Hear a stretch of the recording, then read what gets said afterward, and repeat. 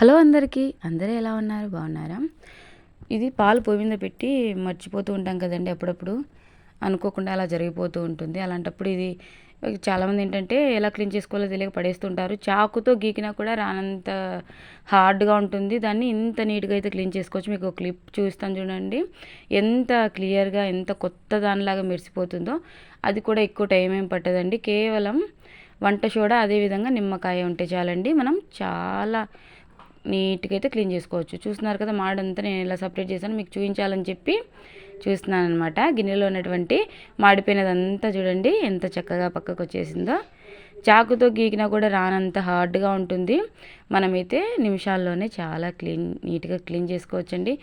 మనం అనుకోకుండా అప్పుడప్పుడు పాలు పొయ్యి మీద పెట్టి మర్చిపోతూ ఉంటాం కదండి. అలాంటప్పుడు టీ గిన్నె కానీ పాల గిన్నె కానీ ఎక్కువగా మాడిపోతూ ఉంటుంది.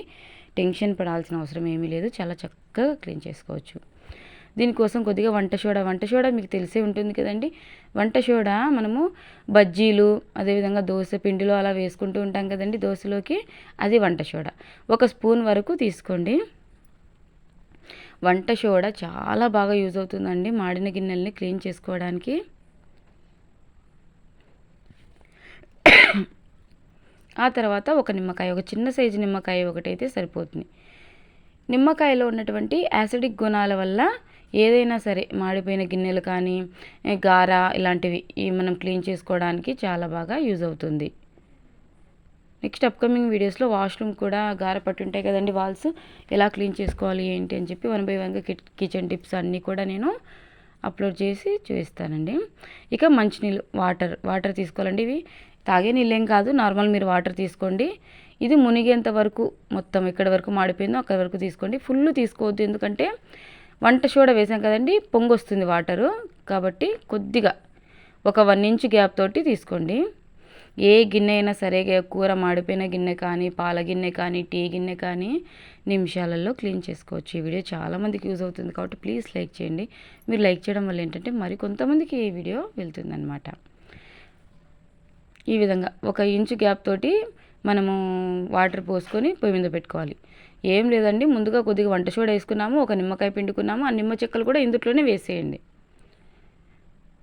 ఆ తర్వాత 1 ఇంచు గ్యాప్ తోటి వాటర్ పోసుకున్నాము, అంతే అండి. ఇక దానంతట అదే అంత చెక్కలుగా ఉడుస్తుంది చూడండి. మీరు నార్మల్గా క్లీన్ చేస్తే అస్సలు ఇది ఊడరాదండి మాడంతా. ఈ విధంగా ట్రై చేయండి. ఇక ఎంతసేపటికి ఇదంతా మొత్తం క్లియర్గా వచ్చేస్తుంది ఏంటి అని చెప్పేసి చూడండి. చాలా చిన్న వీడియోనే.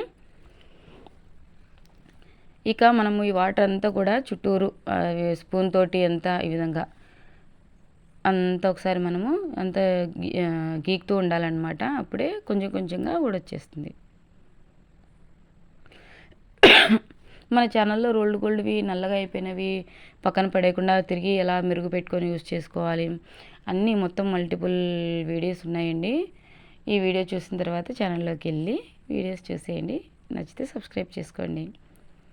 ఈ విధంగా మొత్తం ఇది మన వాటర్ హీట్ అయ్యే కొద్దీ ఏంటంటే ఆటోమేటిక్గా అదే ఊడొస్తుంది. మనము స్పూన్తో జస్ట్ అలా అలా అంటూ ఉన్నామంటే అదే దానంతట అదే ఊడొచ్చేస్తుంది. ఎంతసేపు ఉంచాలి స్టవ్ మీద అనే విషయానికి వస్తే, ఇది కొద్దిగా వాటర్ మరుగుతుందండి.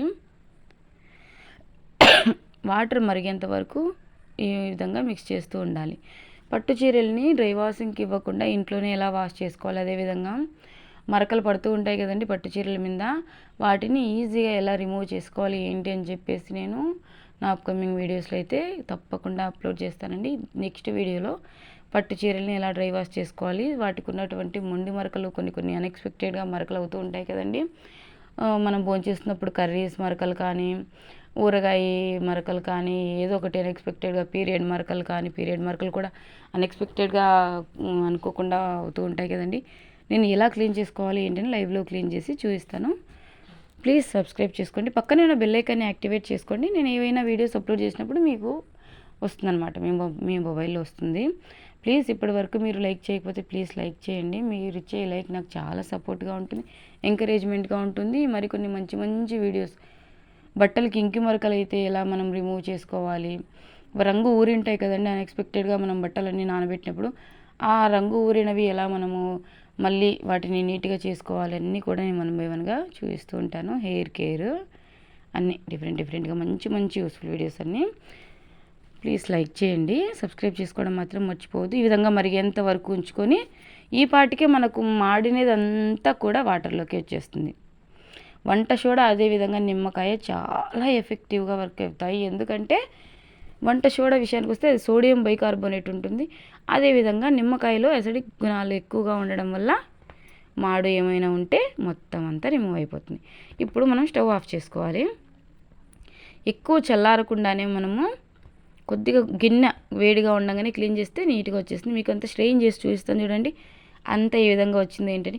ఈ వాటర్ మనము సింక్లో పోసేటప్పుడు ఏంటంటే చల్లారిన తర్వాత వేయండి. సింక్లో పైపులు ప్లాస్టిక్ పైపులు కాబట్టి డైరెక్ట్ హాట్ వాటర్ అయితే సింక్లో ప్లీజ్ దయచేసి వేయొద్దు, పైపులు దెబ్బతింటాయి కాబట్టి ఎప్పుడైనా సరే చల్లనీళ్ళు పోయండి. అదేవిధంగా ఏదైనా ఇలాంటిది ఉంటే చెత్త వడగట్టేసి డస్ట్బిన్లో వేసి ఈ వాటర్ మాత్రం మీరు చల్లారిన తర్వాత సింక్లో వేసుకోండి, ఓకేనా. సింక్ జామ్ అవ్వకుండా ఉంటుంది. అదేవిధంగా హాట్ వాటర్ వేయడం వల్ల ఏంటంటే పైపు దెబ్బతింటుంది. ఇప్పుడు జస్ట్ మనం ఇలాంటి స్టీల్ పీస్ తీసుకొని కొద్దిగా సోప్ ఏదైనా సరే బట్టల సోప్ కానీ గిన్నెల సోప్ కానీ ఏదో ఒకటి తీసుకొని ఈ విధంగా జస్ట్ ఎక్కువ ప్రెజర్ కూడా పెట్టాల్సిన అవసరం లేదండి. జస్ట్ నేను అలా క్లీన్ చేసి చూపిస్తాను చూడండి. మీరు క్లీన్ చేసిన తర్వాత చూడండి ఎంత చక్కగా మెరిసిపోతుందో గిన్నె. ఎక్కడా కూడా అస్సలు డార్క్ స్టెయిన్ అనేది ఉండదు. చాలా సింపుల్ అండి. ఈ స్టీల్ పీసే ఏం అవసరం లేదండి, నార్మల్ స్క్రబ్బర్తో కూడా పోతుంది. గిన్నె హీట్ చల్లారకుండానే కొంచెం పట్టుకునేకి వీలుగా ఉన్నప్పుడే క్లీన్ చేయండి, మొత్తం అంతా కూడా వచ్చేస్తుంది. గిన్నె చల్లారిన తర్వాత ఏంటంటే కొంచెం టైం పడుతుంది క్లీన్ చేసేటప్పుడు. అదే హీట్గా ఉన్నప్పుడు గిన్నె క్లీన్ చేశారంటే మొత్తం అంతా నీట్గా శుభ్రంగా తలతలా మెరిసిపోతుంది అనమాట. మీకు కరెక్ట్గా చెప్పాలంటే ఈ గిన్నె 10 సార్ల కంటే ఎక్కువసారి మాడిపోయిందండి. నేను ప్రతిసారి ఇదే విధంగా క్లీన్ చేస్తూ ఉంటాను.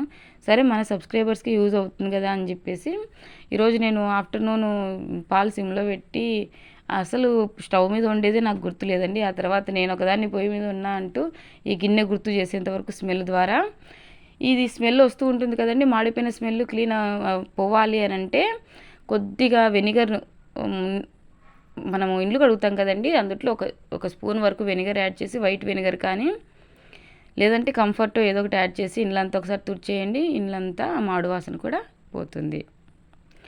చూస్తున్నారు కదండి ఎంత చక్కగా ఎంత నీట్గా క్లీన్ అయిపోయిందో. ఈ వీడియో తప్పకుండా మీకు యూజ్ అయ్యి ఉంటుంది అనుకుంటున్నానండి. ఇది ఎడిటింగ్ చేసుకోవడానికి అదేవిధంగా వీడియో షూట్ చేయడానికి చాలా కష్టమే అవుతుంది. మీకు యూస్ఫుల్ అవుతుందని చెప్పి చూపించాను అనమాట. ప్లీజ్ ఇప్పటి వరకు మీరు లైక్ చేయకపోతే లైక్ చేయండి. Bye friends, see you next video. Love you all.